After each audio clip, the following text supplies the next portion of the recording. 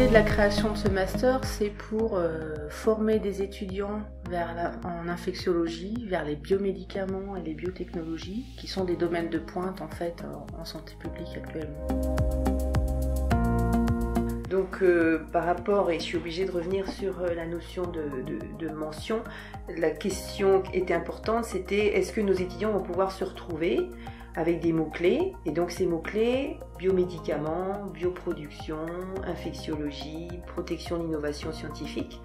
Et donc parce qu'on avait ces mots-clés, on s'est dit qu'il fallait qu'en première année, nos étudiants, quel que soit leur parcours, conservent, ou en tout cas on puisse créer des enseignements qui à nouveau leur permettent d'être ensemble et d'avoir des cours qui portent sur ces champs disciplinaires communs. Ce qui n'était pas le cas avant et ce qui a nécessité bien évidemment une refonte avec des cours qui ont été conservés de la maquette de formation précédente et puis de nouveaux cours qui ont été créés justement pour que ces différents parcours puissent avoir des enseignements communs portant sur ces champs d'investigation qui nous semblaient d'intérêt. Et donc il y a eu effectivement cette reformation. Alors elle est pas forcément discrète, mais c'est pas non plus un chamboulement, puisqu'on a, Catherine m'interrompt si je dis des bêtises, je pense qu'on a encore conservé peut-être 70% des cours qu'il y avait. Par contre on l'a teinté de 30% de cours où nos étudiants ont cette base qui leur permet ensuite, ceux qui sont très orientés protection d'innovation scientifique vont bien évidemment s'orienter vers management des bioproductions, mais en tout cas nos étudiants qui sont dans les parcours ICMI, même s'ils vont faire de l'infectiologie ou de la vaccinologie, avoir des bases sur la notion de propriété intellectuelle, sur la notion de brevet, elle est aussi capitale.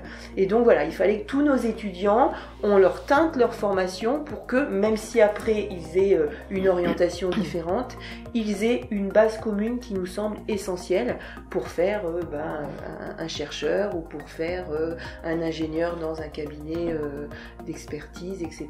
Donc voilà, ça c'était important pour nous. Pour le M2, donc juste pour faire un petit récapitulatif, le M2 aujourd'hui il est découpé en 6 parcours, alors peut-être 5 parcours plus le parcours IDO, donc 5 parcours, donc 3 parcours qui sont issus du Master 1 ICMI, voilà. Donc le Master 1 ICMI s'ouvre sur 3 parcours, donc le parcours infectiologie cellulaire et moléculaire, ICM, ensuite il y a le parcours immunité et biomédicaments, IIB, et ensuite le parcours anticorps thérapeutique. Donc voilà, ICMI s'ouvre en 3 parcours, et puis par contre, juste pour finaliser la formation, on a le parcours en M1 biotech et droit qui continue en M2, et également pour management des bioproductions. Voilà. Les points forts de ce master, c'est qu'en fait, vous bénéficiez d'un environnement porteur sur l'université de Tours, avec des labos de recherche, INSERM, CNRS, INRA, tournés vers la virologie, la bactériologie et la parasitologie. Donc il y a vraiment un environnement porteur sur le campus, et l'idée c'est vraiment de vous former justement dans ces matières que sont la virologie, la bactério, l'infectiologie en général et aussi l'immunologie. Donc je pense que c'est vraiment l'environnement porteur sur le campus, sur l'université de Tours, qui est important pour vous. Alors en ce qui concerne les conditions d'admission, on va regarder plusieurs choses. La première chose qu'on va regarder, c'est le cursus universitaire des étudiants, c'est-à-dire qu'on va se demander est-ce que les étudiants ont ce qu'il faut, un cursus conséquent en immunologie, parce que ça c'est vraiment une base très importante pour notre master. En infectiologie, en regardant vraiment le parcours que vous avez eu en bactériologie, virologie et parasitologie. Donc ça c'est vraiment une chose qu'on va regarder. Et ensuite, ça va être vraiment l'étudiant, c'est-à-dire ses notes, les mentions qui ont été obtenues dès la L2, le L3, et surtout également les notes dans les matières disciplinaires, donc que sont l'immunologie, bactériologie, virologie et parasitologie, s'il y en a eu de fait. Alors Alors dans le M1, on fait un stage obligatoire de 7 semaines, donc dans un labo de la thématique, labo de recherche. Pour le M2, c'est un stage de 6 mois, donc nos étudiants partent tout début janvier pour finir leur stage le 30 juin, sachant qu'à peu près vers mi-juin, ils ont la soutenance orale. Alors peut-être pour encourager les étudiants, dire que au niveau du M2, l'offre de stage, elle est supérieure à la demande. Pour une quarantaine d'étudiants, on a une soixantaine d'offres de stage. Donc je pense que ça aussi, c'est un plus. On a comme ça un vivier qui est renouvelé chaque année et qui fait que nos étudiants, lorsqu'ils arrivent le jour de la pré-rentrée, ont cette liste de stages qui a déjà été demandée durant l'été. Et donc dès le jour de la pré-rentrée, ils savent qu'ils ont les coordonnées, ils ont l'intitulé du stage, etc. Et donc ils vont pouvoir faire leur démarche pour trouver leur stage et donc commencer à le réaliser en janvier. Alors, pour moi, c'est globalement une maturité scientifique, c'est-à-dire que en M1, on a encore des cours qui sont pour moi des cours de socle. C'est parfaire ses connaissances en infectiologie, en immunologie, en bioinformatique, etc. Donc là, il faut qu'on oriente vers cette spécification. Et puis en M2, là, on s'ouvre vraiment sur le terrain, le concret, puisque finalement, vous savez, c'est un premier semestre qui est court, puisque généralement, voilà, la pré-rentrée se fait aux alentours du 8-10 septembre, et puis ça va jusqu'au 20 décembre, donc c'est 4 mois de cours. Et puis par contre, après, on a ce stage qui est de 6 mois, donc c'est vraiment l'immersion, et pour nous, c'est important que nos étudiants ont l'acquisition de cette maturité scientifique, ce recul, et puis c'est aussi pour nous l'occasion de pouvoir répondre, je pense, à certaines interrogations de nos étudiants, qui est, est-ce que ce master, parce que vous savez que ce sont des masters qui sont dits indifférenciés, donc ça vous ouvre deux portes, soit la porte, finalement je poursuis, et je poursuis par une thèse d'université, ou alors parce que ce sont des masters qui sont aussi professionnalisants, j'arrête et je rentre dans le monde du travail. Donc ces 2 années qui se terminent par un stage, c'est vraiment pour vous une formation qui va vous permettre d'aboutir après à votre vie professionnelle future. Les débouchés de la formation, ils vont bien sûr être extrêmement différents en fonction de l'étudiant et puis en fonction de est-ce qu'il s'est arrêté en master ou est-ce qu'il a poursuivi par une thèse d'université. Donc pour les étudiants qui souhaitent s'arrêter après l'obtention du master, ils ont donc le niveau ingénieur d'études. Voilà. Donc ce sont des étudiants qui vont pouvoir postuler en tant qu'ingénieur d'études, donc soit dans le cadre d'instituts scientifiques publics, donc l'INSERM, l'INRA, le CNRS, etc.